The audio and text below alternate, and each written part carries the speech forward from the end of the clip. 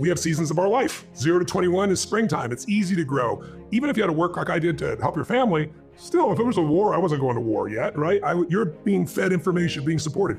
22 to 42 is kind of like the summer when you get tested. You walk in thinking you're invincible.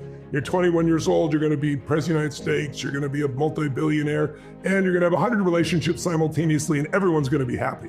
Then you're turning 32, 33, 34, 35, and you're like, shit, I can't even manage one relationship effectively, and I'm not a billionaire, what the hell's going on? You get humbled.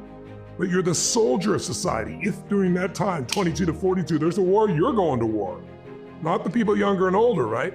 And so that's the area of life that's the most challenging for most people. It's the area of life where there was the most struggle probably for you in your youth and those stages.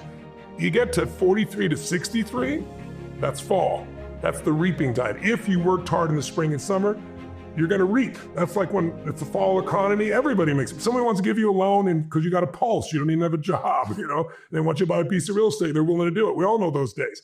That happens every 20 years like cycles, like clockwork, 18 to 20 years, 17 to 20 years.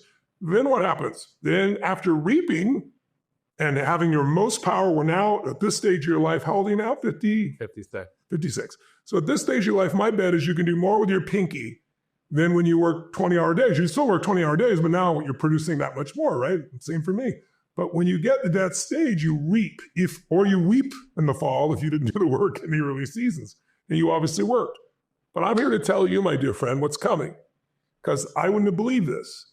You go 64 to 84, 64 to 104, 64 to 120, the oldest living humans, wherever you live to. That's the winter season, but that's the season where there's the most joy in my entire life.